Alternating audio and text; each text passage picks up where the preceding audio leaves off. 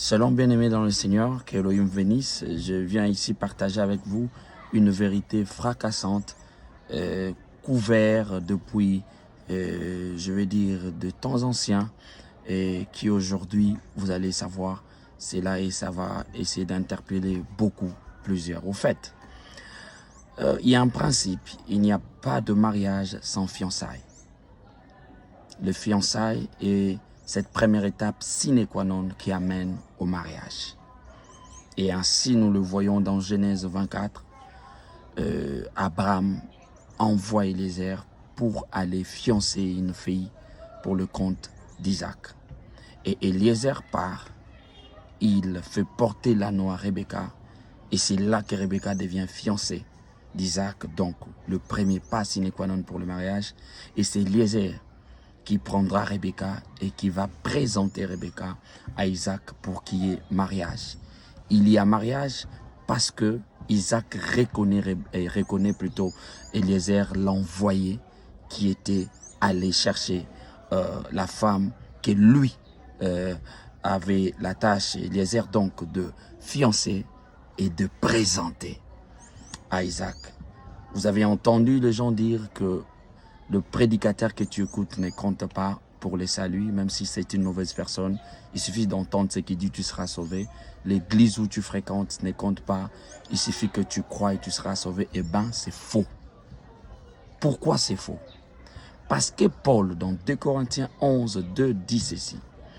Il dit, je suis jaloux d'une jalousie de Dieu, car je vous ai fiancé à un seul époux pour vous présenter à Christ comme une vierge.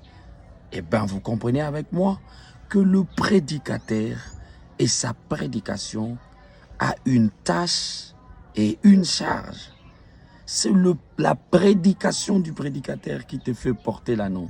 De la même manière comme Eliezer a fait porter l'anneau, car c'est le serviteur qui fait porter l'anneau à l'épouse pour faire de lui d'abord fiancé. Et c'est aussi le serviteur, l'envoyé, qui amènera l'épouse ou la fiancée pour le présenter à l'épouse. Ça veut dire la personne que tu écoutes, le prédicateur, le pasteur, le prophète, qui que ce soit, a la tâche de faire de toi la fiancée de l'époux alors que tu es sur la terre. Et c'est ça le sceau du salut. Et il a aussi la tâche ou la charge de te présenter à l'époux. Voilà pourquoi Paul pouvait dire, il a fiancé des hommes pour Christ et il va lui présenter ces hommes à Christ. Et c'est ici une grande vérité cachée. On fait croire aux gens que tu peux être dans l'église où tu veux, tu verras le Seigneur juste parce que tu as cru à ces messages. C'est faux. Pourquoi c'est faux? Parce que pour que Isaac prenne une femme en mariage, il faut que Isaac reconnaisse Eliezer.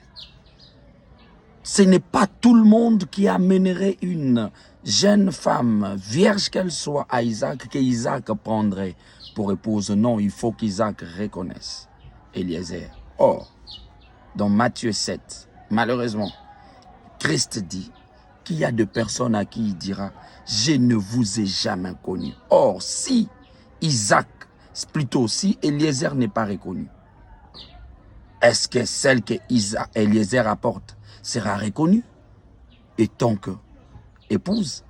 Parce que pour qu'elle soit épouse, il faut d'abord qu'elle soit fiancée.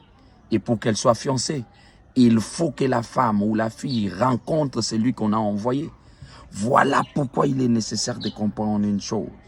Que le prédicateur, l'église, le pasteur que tu écoutes, définit si tu es sauvé ou si tu seras sauvé ou pas. Parce que c'est lui qui fait de toi fiancé. C'est lui qui te met l'anneau, comme Paul. Et c'est lui qui a aussi la tâche de te présenter. Car chaque prédicateur présentera ceux-là qu'il a fiancé à Christ. Christ qui est époux. Alors, jeune prédicateur, toi qui prêches la parole, vieux prédicateur, toi qui prêches la parole, as-tu reçu la tâche de fiancer les hommes pour Christ et de les présenter à Christ quand il viendra? Car c'est cela la tâche d'Eliezer, le serviteur. Et c'est ce que Paul aussi a fait. Est-ce que c'est ce que toi tu fais? Nous avons aujourd'hui plusieurs qui sont de motivateurs, de coachs, plusieurs qui prêchent l'écriture, Car Jean, Apocalypse, c'est l'écriture. Or, le message qui fait porter à Rebecca l'anneau, c'est la lumière récit du Père, qui est cette révélation qui donne à l'homme le message du temps, qui est la nourriture du temps. Si ton pasteur, ton prophète, qui que ce soit, n'a pas la nourriture du temps, selon ce qui est dit dans Matthieu 24, 45 à 47, alors, bien-aimé, tu n'es pas avec Eliezer, lui-même ne sera pas reconnu, toi aussi tu ne seras pas reconnu. Parce que pour que Rebecca soit reconnue, il faut d'abord qu'on reconnaisse Eliezer. De la même manière, ton père ou qui que ce soit que tu écoutes ces prédicateurs n'est pas comme Paul, parce que Paul a reçu cette lumière sur le chemin de Damas et a écouté le Seigneur lui parler. D'où il avait la révélation, le message du temps. Alors il pouvait fiancer des hommes pour Christ comme Eliezer. Et il pouvait dire, je vais vous présenter. Alors, ton père dans la foi a cette tâche. Et ces prédicateurs, tu écoutes, à cette tâche de présenter, de te faire porter l'anneau et de te présenter à l'époux. Est-ce qu'il le fera réellement? Est-ce que Christ le connaît? L'église compte, le prédicateur compte et les messages comptent. Qu'Élohim bénisse au nom de Jésus-Christ. Amen.